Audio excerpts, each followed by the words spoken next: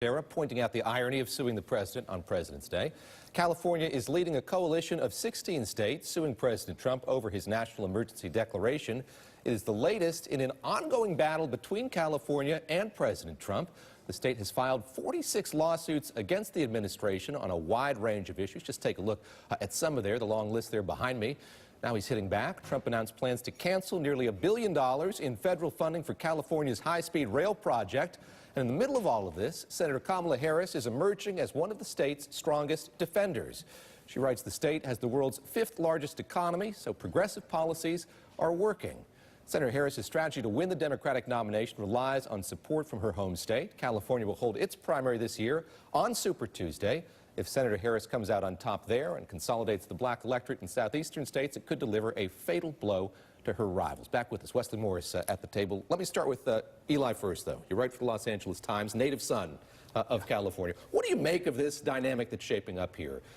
California as the thing the president likes to hate. The Ninth Circuit Court of Appeals.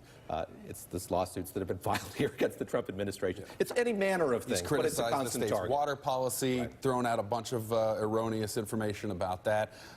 Yeah, you're right, and he likes this sort of contrast. He likes, and I think you'll see more of it, especially if Kamala Harris does well going through the primaries. You'll see the president try to set this up as, do we want the whole country to become California? Kamala Harris, as you saw in the tweet, she'll say, well, our uninsured rate is down, our minimum wage is up, unemployment is down, the state budget is healthy again. You know, she'll make that argument, but the president thinks that to voters in these key swing states, that may sound a little scary. And so he likes the contrast. And he also, you know, in terms of why he picks on California, why he doesn't travel to California, he knows California's never going to vote for him. He goes to the places where he's popular, and he writes off the places where he has no shot politically. You know, during the shutdown, he said, these federal workers, most of them are Democrats. What do I care if we shut down the government? It's the same sort of approach to the Golden State as to why he just, you know, is going to keep picking these fights. I want to spend some time here talking about Kamala Harris, this defender of the Republic of California, as I say. She sat down with my colleague Joy Reid. You're going to see that interview in full a little later this morning here on MSNBC. But let's watch a clip of that where she talks about her identity in this race as a candidate for the Democratic nomination. How does a black woman win the presidency in a country where the trend is toward more racial polarization? How does one deal with it, and how specifically do I deal with it? Head on. Head on. And as far as I'm concerned, in my heart, in my soul, in my mind, in my brain, know that anybody who loves our country rejects any form of hate. Julian, I want you to react to that, that distinction that she draws. Yeah. How does one react to it? How do I react to it? What do you make of the response that she had to that question? Well, I think that if, you know, I can't speak for her, but if I were going to react to it personally, I think it's terrifying for black women to see a black woman running for president knowing the realities about how America feels about black people and women. So if you combine those two things together, you can, you know, guess just how much America does not like black women. But I think that, you know, for her specifically, she is running on her record. She's also running on the fact that she has a sister who has policy chops, who can give her the specifics. Maya Harris from the ACLU of Northern California is in her background. So she has the policy chops to fill out the details in the plank for which she's running on. So I think that, you know, on the one hand, you know, I'm terrified as a black woman because I think that, you know, we don't want to be reminded just how much misogyny and racism are a part of everyday life. But on the other hand, Kamala Harris is tough enough to deal with it. So I'm terrified, but I'm also excited because I think that she came strong out the gate. She's clearly not afraid of Donald Trump. I mean, at this point, none of us should be afraid of Donald Trump specifically. I'm afraid of what he will do.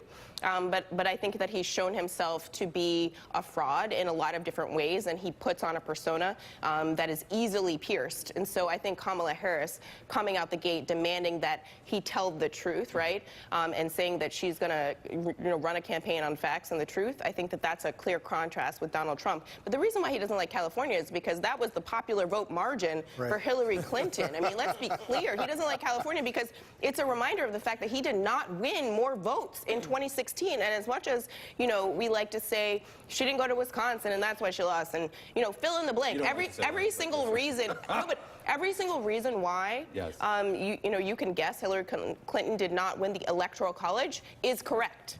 Fill in the blank. It's correct. Russia, she's a woman. All of these things are true. But I think that Donald Trump is reminded that he did not win the popular vote every single time you mention California, and that's why he doesn't. That's why he doesn't like it. Wesley Morris, I just want to ask you about the way that we're seeing identity used, regarded in this campaign so far. So there was the answer to that question there.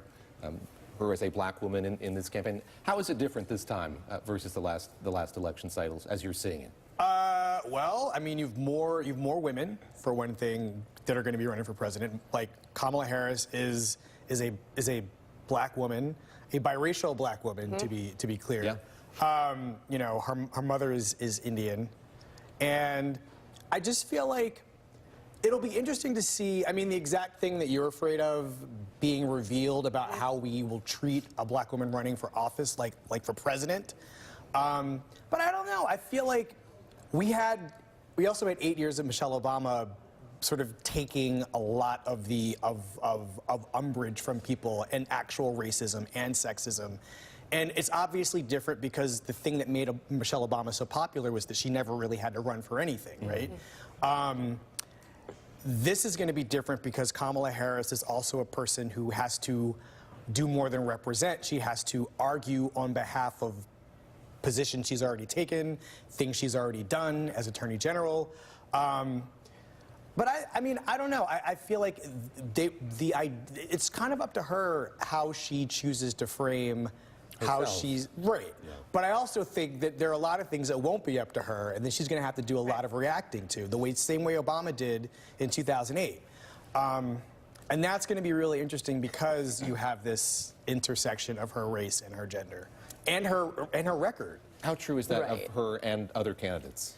Absolutely. I mean, I think the way that we've evolved in understanding candidates, even in the last 2 years, is that the biggest knock, the most repeated knock we heard against Hillary Clinton was, oh, she expects women to vote for her just because she's a woman. And she could never actually explain in a way that we could interpret, like as a public and as a media, how that actually informed her decision and her policy making. I do think we've evolved. I actually think from a media perspective, we're having a harder time talking about it than the public can understand it.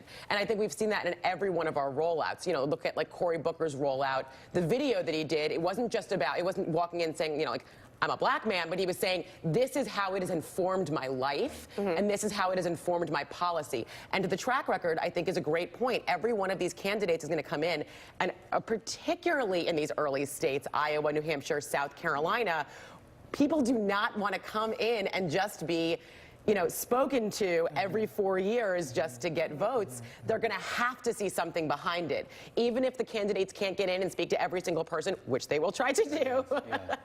But the way their message will spread through the community is what kind of track record they have in it already and how their identity has informed their decisions. I feel like the most interesting thing she's done so far as a candidate, well, it's been like 10 minutes, but her weed answer is, I mean, it seemed real. Yeah.